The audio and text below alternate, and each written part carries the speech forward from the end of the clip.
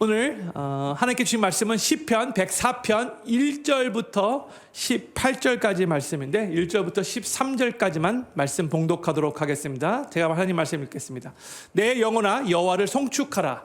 여호와 나의 하나님이여 주는 심히 광대하시며 존귀와 권위를 입으셨나이다. 주께서 옷을 입음같이 빛을 입으시며 하늘을 휘장같이 치시며 물에 자기 누각의 들보를 얹으시며 구름으로 자기 수레를 삼으시고 바람 날개로 다니시며 바람으로 자기 사자를 삼으시며 화염으로 자기 사역자를 삼으시며 땅에 기초를 두사 영원히 요동치 않게 하셨나이다. 옷으로 덮음같이 땅을 바다로 덮으시며 물이 산들 위에 섰더니 주의 견책을 인하여 도망하여 주의 우레소리를 인하여 빨리 가서 주의 정하신 처소에 이르렀고 산은 오르고 골짜기는 내려갔나이다. 주께서 물의 경계를 정하여 넘치지 못하게 하시며 다시 돌아와 땅을 덮지 못하게 하셨나이다. 여호와께서 샘으로 골짜기에서 솟아나게 하시고 산 사이에 흐르게 하사 들의 각 짐승에게 마시우시니 들나귀도 해갈하며 공중의 새들이 그가에서 깃들이며 나무가지 사이에서 소리를 바라는도다. 저가 그 누각에서 산에 물을 주시니 주의 행사의 결과가 땅에 풍족하도다. 아멘. 오늘 저희가 나누는 시편 104편은 총 35절로 되어 있는데 시간상 다 나누지는 못하고 1절부터 18절까지만 나누도록 하겠습니다. 이 시편 104편에는 표제어가 없어요. 그래서 누가 이 시편의 저자인지는 확실하지 않지만 많은 학자들은 시편 104편은 지난주에 저희가 나왔던 103편과 함께 짝을 이루는 그런 시라라고 이렇게 말을 해요. 왜냐하면 이 두 시편 모두 다 내 영혼아 여호와를 송축하라라는 이 말로 시작하고 또 똑같은 말로 마치기 때문에 그렇습니다. 그래서 많은 학자들이 이 시편 104편도 시편 103편의 저자인 다윗이 썼을 것이다 이렇게 추정을 합니다. 시편 103편이 하나님의 은혜, 하나님의 그 인자하심, 하나님의 그 헤세드 사랑에 좀 더 집중해서 찬양을 하는 그런 시였다면 오늘 저희가 나누는 시편 104편은 하나님의 창조와 창조 후에 하나님의 그 다스리심에 있어서 하나님의 크고 위대하심을 찬양하는 시라고 할 수 있습니다. 많은 학자들은 이 시편 104편이 창세기 1장을 시로 표현한 것이라고 주장을 합니다. 오늘 저녁에 시간 되시는 분은 시간이 안 되셔도 시간을 꼭 만드셔서 창세기 1장을 한번 읽어봐 주시고 오늘 시편 104편 저희가 1절부터 18절까지만 나누는데 끝까지 35절까지 오늘 집에 가서 한번 읽어주실 것을 강추합니다. 이 하나님의 창조의 역사를 보면 하나님의 위대하심과 하나님의 영광과 하나님의 권위를 드러내고 있는데 그 창조의 하나님을 피조물이 우리가 이제 찬양하지 않을 수 없다는 거죠. 이 시편 104편의 내용이 바로 그런 거예요.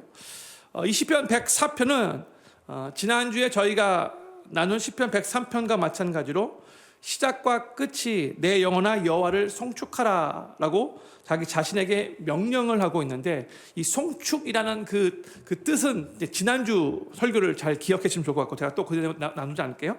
이 시편은 하나님을 정말 송축하는 그런 마음으로 기쁨과 환호와 탄성과 또한 겸손함으로 읽어야 한다는 것을 마음에 새기시며 오늘 본문 말씀의 내용을 함께 살펴보기를 원합니다. 먼저 1절과 2절 말씀 우리 같이 읽도록 하겠습니다. 시작. 내 영혼아 여호와를 송축하라. 여호와 나의 하나님이여 주는 심히 광대하시며 존귀와 권위를 입으셨나이다. 주께서 옷을 입음같이 빛을 입으시며 하늘을 휘장같이 치시며 했어요. 다시 1절 말씀 비춰주세요. 1절 시작하면서 내 영혼아 여호와를 송축하라 라고 자기 자신에게 선포한 시편 저자는 곧바로 하나님의 그 광대하심과 존귀와 권위를 이렇게 높이며 이 시를 시작하고 있어요. 하나님의 광대하심을 하나님 광대하십니다 그냥 이렇게 말하지 않고 하나님 심히 광대하시다 라고 이렇게 고백을 하고 있어요. 영어로 하면 you are great 아니라 you are very great 이렇게 표현을 하고 있죠. 정말 아주 크신 광대하신 하나님을 시편 저자가 노래하고 싶었던 것 같아요. 그리고 나서 이제 존귀와 권위를 입으셨다라고 하고 있는데 이게 한국말 번역이 솔직히 조금 잘 이렇게 번역된 것 같지가 않아 보여요.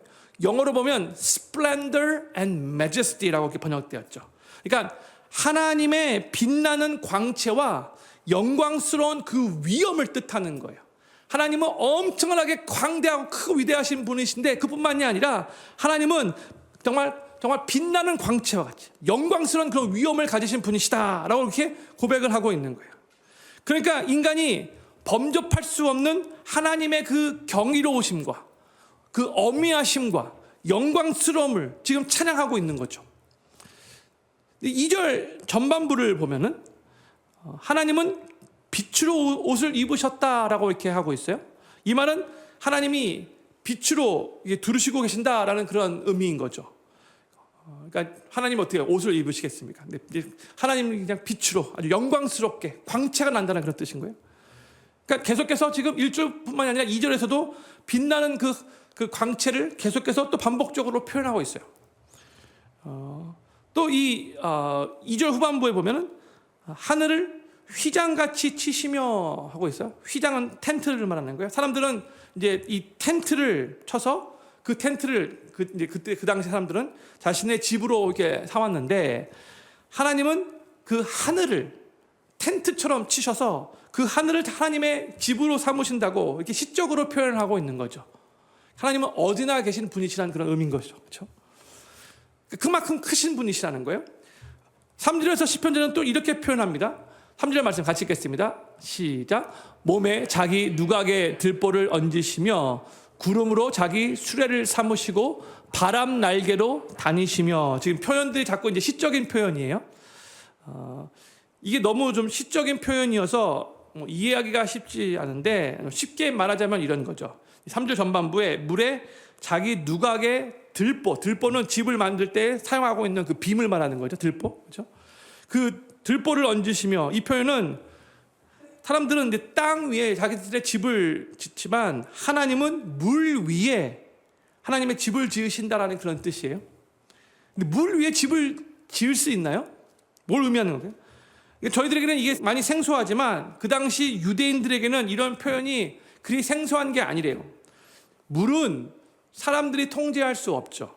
물은 하나님만이 통제하며 다스리는 영역이라고 할 수 있어요. 그런데 하나님이 물을 다스리시는 분이신데 그 물 위에 하나님의 집을 짓는다는 이 표현은 하나님이 정말로 참 하나님이시라는 것을 선포하고 있는 표현이래요.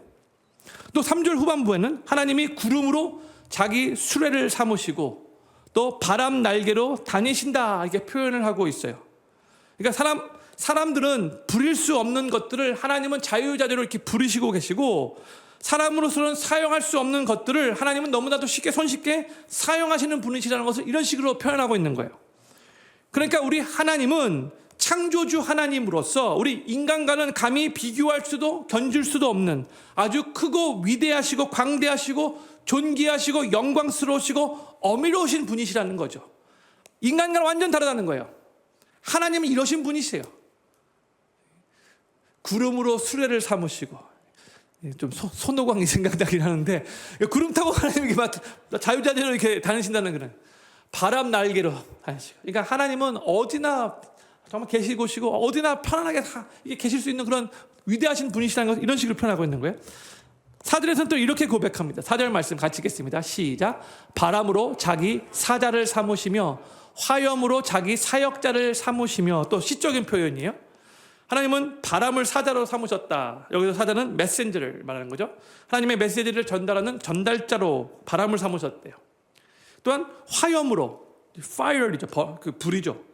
그 불로 하나님의 사역자를 삼으신다고 하는데, 불꽃이 하나님의 그 일을 맡은 수행원과 같은 그러한 일을 한다라고 그렇게 표현하고 있어요.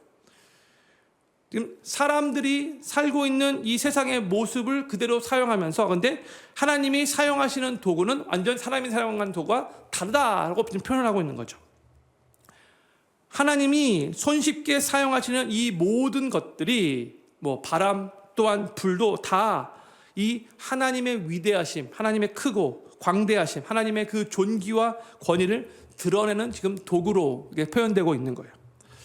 그러니까 지금 1절부터 4절까지의 이 표현들은 하나님의 광대하심을 계속해서 시편 저자가 찬양하며 이 하나님이 우리 인간과는 비교할 수 없을 정도로 그만큼 위대하신 분이시라는 것, 어미하신 분이시라는 것을 계속해서 부각시키고 있는 거예요.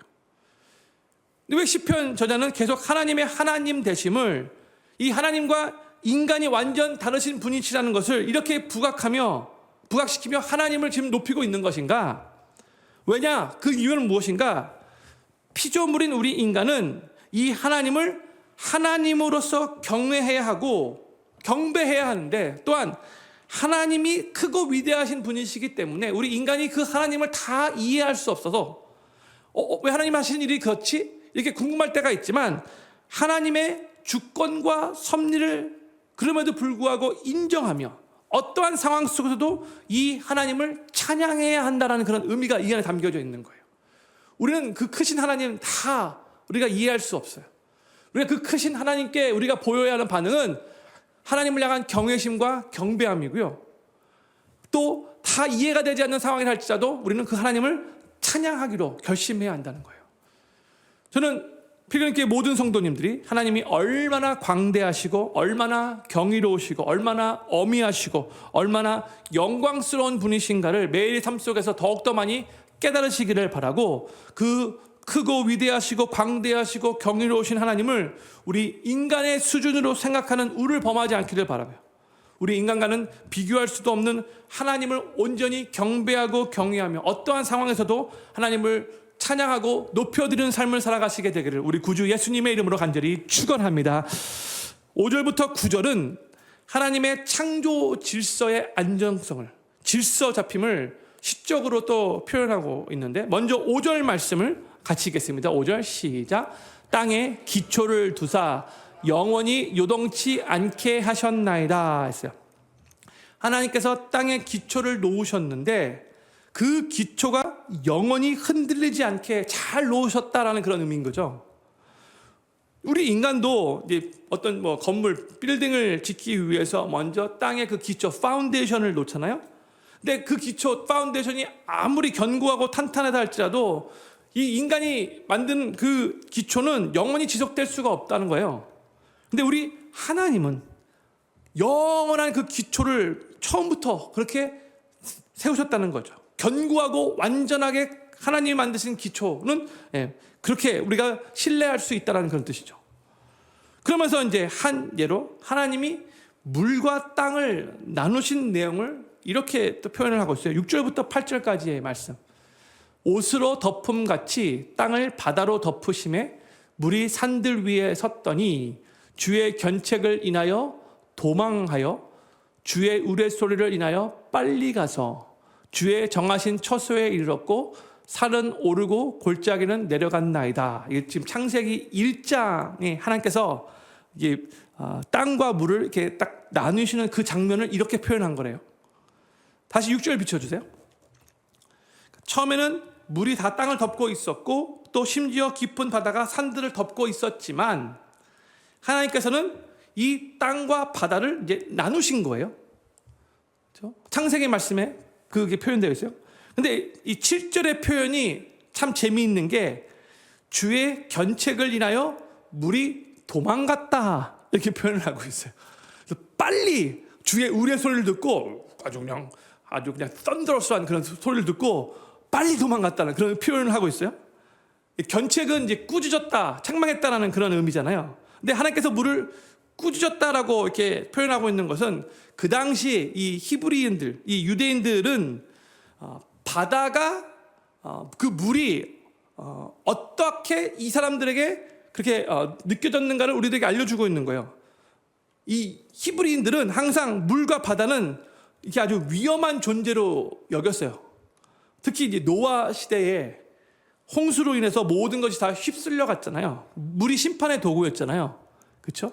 그래서 물이, 바다가 알게 모르게 이들의 머릿속에는 좀 부정적인 이미지가 심겨져 있는 거예요.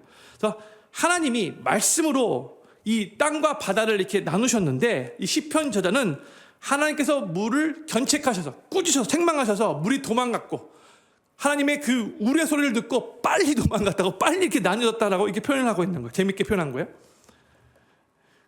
그러면서 이제 9절에서는 다시 한번 하나님이 이 물을 통제하고 계시는 분이시라는 것을 또 표현해 주고 있어요. 9절 말씀 같이 읽겠습니다. 시작. 주께서 물의 경계를 정하여 넘치지 못하게 하시며 다시 돌아와 땅을 덮지 못하게 하셨나이다 했어요. 형들, 우리가 볼 때는 물이 스스로 흐르고 싶은 쪽으로 자기가 마음대로 흐르는 것 같이 보이잖아요. 그렇죠?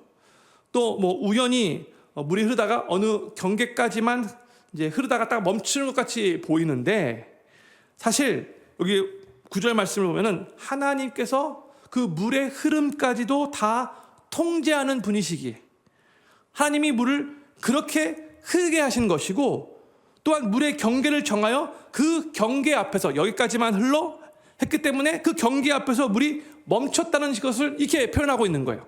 하나님이 이 물까지도 통제하시고 주관하시는 분이시라는 거죠. 형님들, 모든 자연 현상은 하나님의 뜻과 섭리 가운데 움직이고 있다는 것, 또한 하나님이 정하신 그 한계를 넘지 않고 있다는 걸 우리가 기억해야 돼요. 우리는 그냥 자연이 알아서 그냥 그렇게 운영되고 있구나 그렇게 생각하겠지만 아니라는 거예요. 이 모든 자연 다 하나님의 주권 하에 있다는 거죠. 하나님은 그렇게 천지를 창조하셨고 지금도 그렇게 천지를 운행하고 계시는 분이세요. 하나님이 창조하신 이 피조 세계를 보면 그 질서에 하나님의 손길이 그대로 묻어나 있어요. 우리 하나님은 질서의 하나님이십니다. 저는 우리가 믿고 섬기는 우리 하나님이 질서의 하나님이신 것이 정말로 감사하고요. 또한 그 질서의 하나님을 저는 항상 하나님 앞에 찬양을 드리고 싶어요. 무질서의 하나님이 아니라는 게 얼마나 감사한지 몰라요. 하나님은 항상 질서 있게 일을 행하시는 분이세요. 그리고 하나님께서 창조 세계를 질서 있게 창조하셨고 질서 있게 다스리고 계시는 것처럼 하나님의 백성인 우리도 질서 속에서 살아가야 한다는 것을 기억해야 돼요. 고린도전서 14장 40절 말씀 우리 같이 한번 읽겠습니다. 시작. 모든 것을 적당하게 하고 질서대로 하라. 아멘. 질서가 중요한 거예요. 하나님이 질서의 하나님이시고 하나님의 백성인 우리도 질서 있게 규모 있게 살기를 원하시는 거예요. 우리 하나님이 질서의 하나님이시기 때문에 우리의 삶에 우리도 질서를 위해 항상 균형과 절제를 이루며 살아가야 돼요. 또한 우리가 속해 있는 공동체에도 그게 우리의 가정이 될 수도 있고 또 우리의 직장이 될 수도 있고 특히 우리 교회가 돼야 되는 거죠. 우리가 속해 있는 이 공동체에도 하나님의 질서를 세우고 또 그 공동체 안에 화평과 조화를 이루기 위해서 그 공동체의 일원인 우리가 최선을 다해 노력해야 돼요. 질서 잡힌 공동체가 되게 해야 되는 거예요. 무질서한 공동체가 돼서는 안 되는 거예요. 저는 필그림교회 모든 성도님들이 우리가 믿고 섬기는 하나님이 질서의 하나님이신 것을 감사하며 찬양하실 수 있기를 바라고 우리의 삶의 질서를 위해 균형과 절제를 이루시며 또한 우리가 속해 있는 공동체의 질서를 위해서도 화평과 조화를 이루기 위해 최선을 다해 노력하시는 삶을 살아가시기를 우리 구주 예수님의 이름으로 간절히 축원합니다. 이제 시편자는 10절부터 13절에서 하나님이 물을 공급하셔서 그 피조물을 먹이시고 유지하고 계심을 이 시편자가 노래하고 있는데 먼저 10절부터 12절 말씀을 우리 같이 천천히 같이 읽겠습니다. 시작. 여호와께서 샘으로 골짜기에서 솟아나게 하시고 산 사이에 흐르게 하사 들의 각 짐승에게 마시우시니 들나귀들도 해갈하며 공중의 새들이 그 가에서 깃들이며 나무가지 사이에서 소리를 바라는도다. 아멘.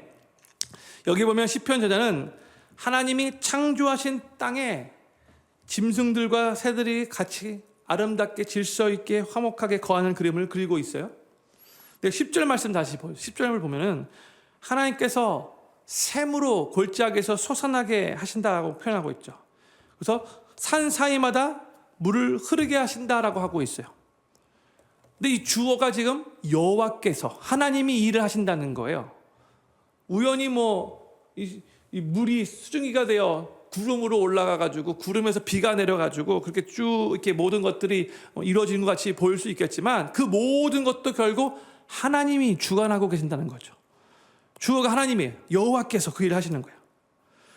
그리고 여호와 하나님께서 결국 물을 공급하시는 공급자가 되신다는 거죠.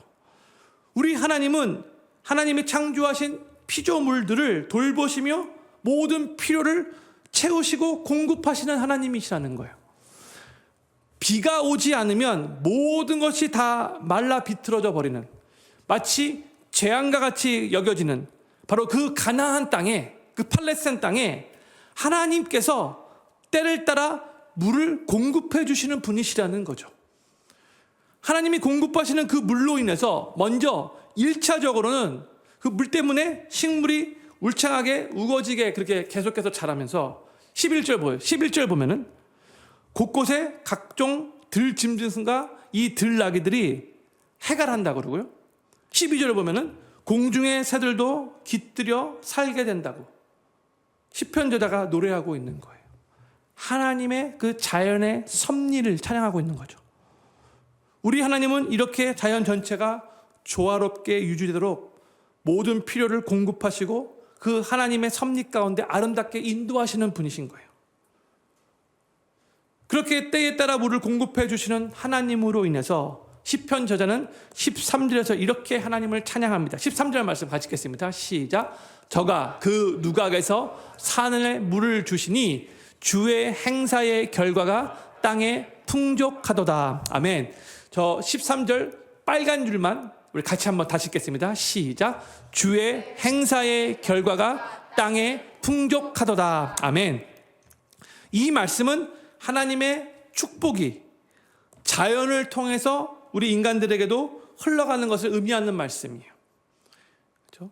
주의 행사의 결과가 땅에 풍족하도다. 영어로 The earth is satisfied with the fruit of your work. 그게 번역됐죠.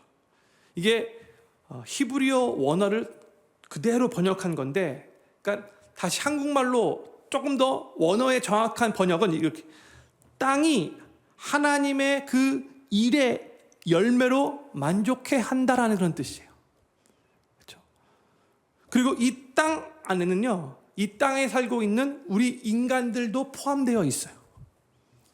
우리 하나님은 온 땅을 만족해 하시며 또한 그 땅에 살고 있는 우리 인간들도 만족해 하시는 분이신 거예요.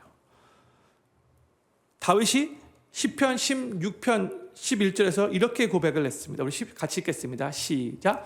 주께서 생명의 길로 내게 보이시리니 주의 앞에는 기쁨이 충만하고 주의 우편에는 영원한 즐거움이 있나이다. 아멘. 저는 필근께 모든 성도님들이 필요한 물을 공급하셔서 땅을 풍족해 하시는 그 하나님이, 또한 우리의 영혼을 만족해 하시는 그 하나님을 온전히 찬양하실 수 있기를 바라고, 이 다윗의 고백과 같이 생명의 길로 우리를 인도하시는 그 하나님으로 인해 삶의 기쁨이 충만하고 또한 영원한 즐거움을 누리시게 되기를 우리 구주 예수님의 이름으로 간절히 축원합니다. 이제 시편 저자는 14절과 15절에서 하나님이 하시는 일의 결과가 땅의 풍족함을 그 구체적인 예를 들어서 노래를 하고 있어요. 14절과 15절 말씀 우리 같이 읽겠습니다. 시작. 저가 가축을 위한 풀과 사람의 소형을 위한 채소를 자라게 하시며 땅에서 식물이 나게 하시고 사람의 마음을 기쁘게 하는 포도주와 사람의 얼굴을 윤택케 하는 기름과 사람의 마음을 힘있게 하는 양식을 주셨도다. 그래서 다시 14절 말씀 다시 비춰주세요. 시편 저자는 하나님이 가축을 위해 풀을 자라게 하시고 또 사람을 위해 채소를 자라게 하시며 이 먹을 식물을 땅에서 나게 하시는 분이시라는 것을 지금 노래하고 있어요. 이 모든 양식도 결국 하나님께로부터 온 것을 찬양하고 있는 거예요. 이는 하나님께서 자연을 통해 모든 생명체에게 필요한 것을 공급해 주시는 것을, 그 하나님을 지금 감사하며 찬양하고 있는 거예요. 그리고 나서 이 14절 말씀은 각 생명체가 필요한 그 양식을 공급받는 그 내용을 향해서 하나님을 찬양한 건데 15절 말씀은 조금 달라요. 15절 말씀은 고대 근동 지방 사람이라면 다들 좀 중요하게 여기는 것을 하나님께서 이것마저도 공급하시는 분이시라고 지금 하나님을 찬양하고 있는 건데, 보세요. 세 가지예요. 사람의 마음을 기쁘게 하는 포도주는 물이 깨끗하지 않은 그 근동 지역에서 어떻게 보면 아주 중요한 음료가 될 수 있죠. 그러니까 취하지 않을 정도의 약간의 포도주는 사람의 마음을 기쁘게 한다라는 그런 의미인 거죠. 또한 두 번째는 사람의 얼굴을 윤택하게 하는 기름이라고 말하고 있는데, 그 근동 지역은 햇볕이 아주 쨍쨍 내리쬐는데 햇볕에 종일 노출되어서 피부가 금방 건조해지고 상할 수 있는데, 그 기후에서 근동 지역 사람들이 많이 선호하는, 피부를 위해서 많이 선호하는 그 기름을 의미하는 거예요. 세 번째로 사람의 마음을 힘있게 하는 양식이라고 한국말로 번역이 됐는데, 영어로 보면 bread to strengthen man's heart라고 번역되어 있어요. 이것은 14절에서 말씀하고 있는 그 살기 위한 그 양식을 의미하는 게 아니고, 양식의 개념을 이제 뛰어넘어서 사람들의 마음에 힘을 주는 그 빵, 맛있는 그런 어떻게 보면은 디저트와 같은 그런 것으로 이렇게 음식을 생각하시면 될 것 같아요. 그러니까 이 15절 말씀이 뭘 의미하는 거냐면요, 하나님은 그저 생존하며 살아남기 위한 필요한 것들만 딱 간신히 공급해 주시는 그런 분이 아니라, 물 외로 포도주도 공급해 주셔서 마음을 기쁘게 하고, 또 옷 외로 기름도 공급해 주셔서 얼굴을 윤택하게 하고, 또한 양식 외에도 빵을 공급해 주셔서 사람을 힘있게 하시는 분이시라는 거죠. 딱 필요한 bare 미니멈만 공급해 주시는 분이 아니시라는 거죠. 이는 단순한 생존을 뛰어넘어서 하나님은 우리의 삶을 기쁨과 풍성함과 만족감으로 채우시는 분이시라는 것을 찬양하고 있는 거예요. 이게 바로 우리가 믿고 섬기는 우리 하나님인데, 우리는 이 하나님을 온전히 신뢰하지 못하고 하나님 안에서의 그 기쁨과 풍성함과 만족한 삶보다도 하나님 밖에서 세상적인 쾌락과 세상적인 부유함과 세상적인 만족을 찾으려고 할 때가 많이 있어요. 하나님 안에서 이 모든 풍요로움을 다 누릴 수 있는데, 하나님이 다 그것을 공급해 주시는 분이신데, 예수님은 요한복음 6장 30절에서 이런 말씀을 하셨는데, 우리 같이 한번 읽겠습니다. 시작. 예수께서 가라사대 내가 곧 생명의 떡이니 내게 오는 자는 결코 줄이지 아니할 터이요 나를 믿는 자는 영원히 목마르지 아니하리라. 아멘. 성도님들, 이 말씀을 배경을 잘 이해하시면 좋을 것 같아요. 예수님이 이 말씀을 언제 하셨는가?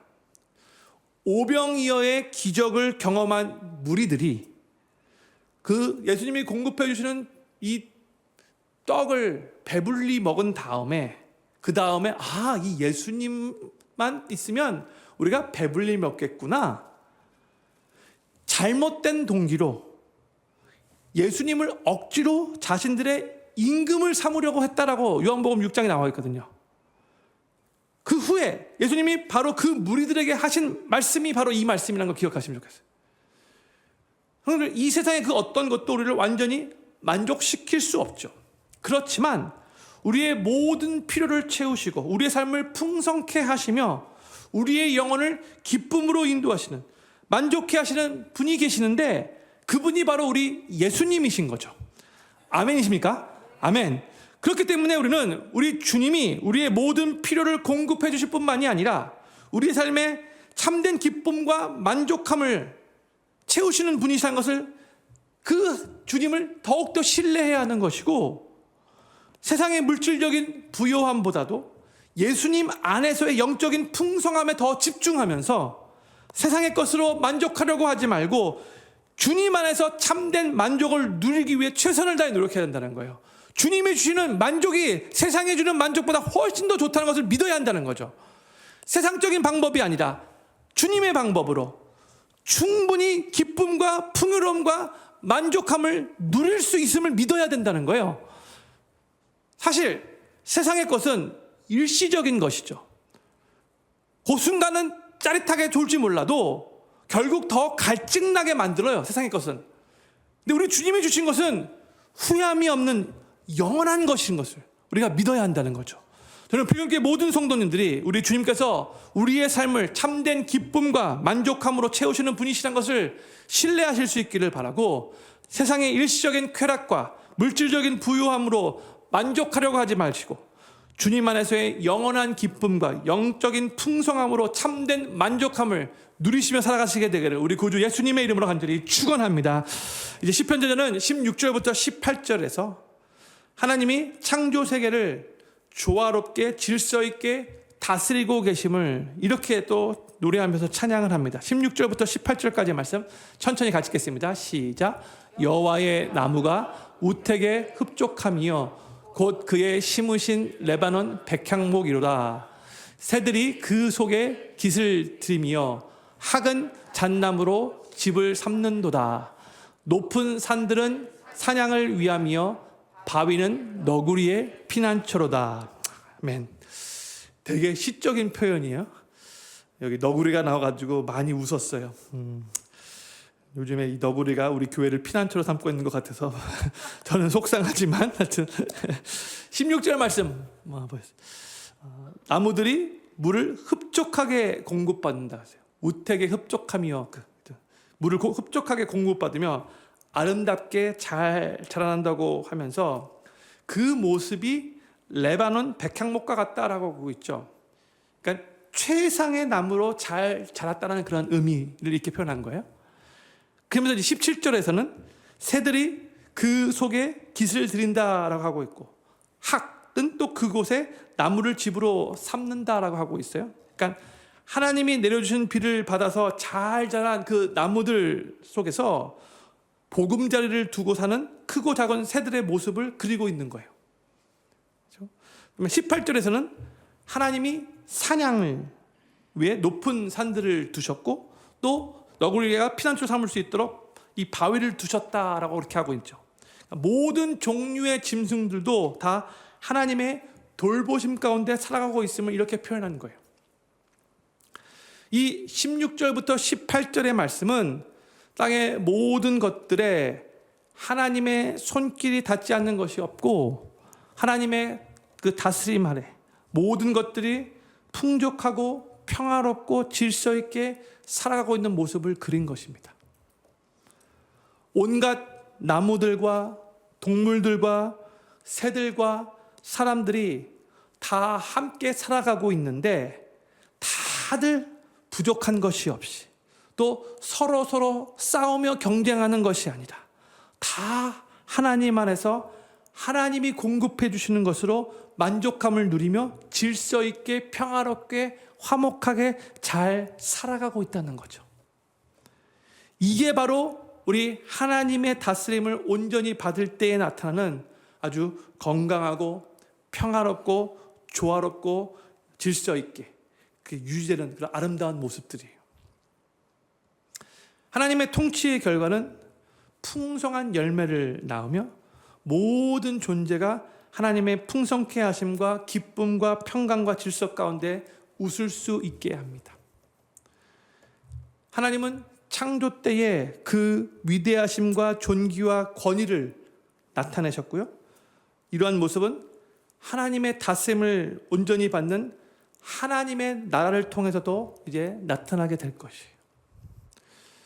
마태복음 13장을 하나님의 나라, 천국장이라고 불리죠. 하나님 나라에 대한 비유가 총 7가지가 기록되어 있는데 그 중에 이 겨자씨 비유가 있는데 마태복음 13장 31절과 32절 말씀, 오늘 본문 말씀을 읽는데 이 말씀이 자꾸 생각이 났어요. 우리 같이 한번 천천히 읽겠습니다. 시작. 또 비유를 베풀어 가라사대 천국은 마치 사람이 자기 밭에 갖다 심은 겨자씨 한 알 같으니 이는 모든 씨보다 작은 것이로되 자란 후에는 나물보다 커서 나무가 되매 공중의 새들이 와서 그 가지에 깃들이느니라. 아멘. 겨자씨는 너무나 작은, 정말 제일 작은 씨라고 할 수 있어요. 잘 보이지도 않지만 그 씨가 땅에 심겨져서 자라게 되면 큰 나무가 되어 나중에 이 공중에 새들이 와서 깃들이는 그러한 장소가 된다. 그런 피난처, 보금자리가 된다라고 하고 있죠. 이게 하나님의 나라를 이렇게 표현한 거예요. 하나님의 나라는 시작은 그렇게 작게 시작할지 몰라도, 눈에 보이지 않을지 몰라도 하나님이 계속해서 그 하나님의 나라를 일으키고 계시기 때문에, 또한 하나님 나라의 백성인 우리들이 먼저 하나님 나라를 구하며 삶의 우선순위를 이 하나님의 나라에 먼저 두며 살아야 하기 때문에, 그렇게 살 것이기 때문에 점점 많은 사람들이 이 하나님 나라에 속해서 이 은혜를 누리며 살게 될 거예요. 그것을 통해서 참된 쉼과 평강과 기쁨을 누리게 되는 거죠. 그러다가 이 하나님의 나라는 장차 예수님의 재림으로 인해서 이 하나님 나라가 완성될 것이죠.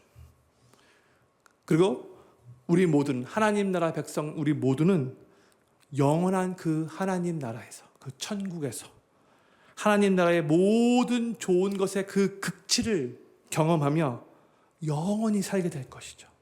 그리고 그 하나님 나라에서 우리가 경험할 것을 이 땅에 살면서 하나님의 다스림을 받으며 그 글림스, 그 테이스트를 조금씩 맛보며 이 세상을 살아가는 거죠. 저는 오늘 이 시편 104편 말씀을 설교를 준비하면서 계속해서 어렸을 때에 사망에 샘이 넘쳐 흐리라, 이 찬양 가사가 자꾸 생각이 났어요. 하나님의 다스리는 나라가 바로 그런 나라가 되는 거죠. 근데 이게요, 이사야 선지자가 구약에서 예수님이 오시기 약 700년 전에 예언했던 말씀인데, 이 말씀을 토대로 이제 사막에 샘이 넘쳐 흐리라, 그 찬양의 가사가 쓰여진 거잖아요. 제가 천천히 이 말씀, 이사야 35장 5절부터 10절까지 말씀을 천천히 읽어드리도록 하겠습니다. 성도님들 눈으로 같이 따라와 주시면 좋을 것 같아요. 그때에 소경의 눈이 밝을 것이며 귀머거리의 귀가 열릴 것이며, 그때에 저는 자는 사슴같이 뛸 것이며 벙어리의 혀는 노래하리니, 이는 광야에서 물이 솟겠고 사막에서 시내가 흐를 것임이라. 뜨거운 사막이 변하여 못이 될 것이며 메마른 땅이 변하여 원천이 될 것이며 실황에 눕던 곳에 풀과 갈대와 부들이 날 것이며 거기 대로가 있어 그 길을 거룩한 길이라 일컫는 바 되리니, 깨끗이 못한 자는 지나지 못하겠고 오직 구속함을 입은 자들을 위하여 있게 된 것이라. 우매한 행위는 그 길을 범치 못할 것이며 거기는 사자가 없고 사나운 짐승이 그리로 올라가지 아니하므로 그것을 만나지 못하겠고 오직 구속함을 얻은 자만 그리로 행할 것이며, 여호와의 속량함을 얻은 자들이 돌아오되 노래하며 시온에 이르러 그 머리 위에 영영한 희락을 띠고 기쁨과 즐거움을 얻으리니 슬픔과 탄식이 달아나리로다. 아멘. 저는 우리 필그림교회 모든 성도님들이 이 세상을 살아가시면서 삶의 우선순위를 먼저 하나님 나라를 구하는 것에 두시기를 바라고, 그래서 점점 더 많은 사람들이 이 하나님 나라에 속하여 그들도 참된 쉼과 평강과 기쁨을 누리게 되기를 소망하고, 또한 예수님의 재림과 함께 온전히 완성될 그 하나님의 나라, 사막에 샘이 넘쳐 흐르고 사막에 꽃이 피어 향내 나는, 사자들이 어린 양과 뛰놀고 독사굴에 어린이가 손을 넣어도 물지 않는 참 사랑과 기쁨만 넘치는 그 영원한 하나님 나라를 사모하시며 이 세상을 살아가실 수 있게 되기를 우리 구주 예수님의 이름으로 간절히 축원합니다. 우리 기도 제목 5가지 읽고 기도하는 시간 갖도록 하겠습니다. 첫 번째 기도 제목입니다. 하나님이 얼마나 광대하시고 경이로우시고 어미하시고 영광스러우신가를 깨닫게 하소서. 그 크고 위대하신 하나님을 인간의 수준으로 생각하는 우를 범하지 않고 하나님을 온전히 경배하고 경외하며 찬양하고 높여드리는 삶을 살게 하소서. 두 번째, 우리가 믿고 섬기는 하나님이 질서의 하나님이신 것을 감사하며 찬양합니다. 우리의 삶의 질서를 위해 균형과 절제를 이루며 또한 우리가 속해 있는 공동체의 질서를 위해 화평과 조화를 이루는 삶을 살게 하소서. 세 번째, 필요한 물을 공급하셔서 땅을 풍족해 하시고 우리의 영혼을 만족해 하시는 하나님을 찬양합니다. 다윗의 고백과 같이 생명의 길로 우리를 인도하시는 하나님으로 인해 기쁨이 충만하고 또한 영원한 즐거움을 누리게 하소서. 네 번째, 우리의 삶을 참된 기쁨과 만족함으로 채우시는 주님을 더욱 신뢰하게 하소서. 세상의 일시적인 쾌락과 물질적인 부유함으로 만족하려고 하지 않고 주님 안에서 영원한 기쁨과 영적인 풍성함으로 참된 만족을 누리게 하소서. 마지막 다섯 번째, 삶의 우선순위를 먼저 하나님 나라를 구하는 것에 두어 더 많은 사람들이 하나님 나라에 속하여 참된 쉼과 평강과 기쁨을 누릴 수 있게 하소서. 또한 예수님의 재림으로 인해 완성될 하나님의 나라, 참 사랑과 기쁨의 극치가 되는 영원한 천국을 사모하며 이 세상을 살아가게 하소서. 아멘. 오늘 저희는 시편 104편의 말씀을 함께 나누었는데 창조 가운데 나타난 하나님의 그 크고 위대하심, 하나님의 통치하심 가운데 나타나시는 그 하나님의 그 놀라우심을 시편 저자가 온전히 하나님을 찬양했는데 바로 그러한 하나님을 우리도 찬양하며 하나님의 크고 위대하심을 우리 삶 속에 누리고 하나님의 다스림을 온전히 받아 이 세상을 살아갈 수 있도록 은혜 베풀어 달라고 오늘 말씀 생각하면서 이 기도 제목 5가지를 놓고 함께 기도하는 시간 갖도록 하겠습니다. 기도합니다.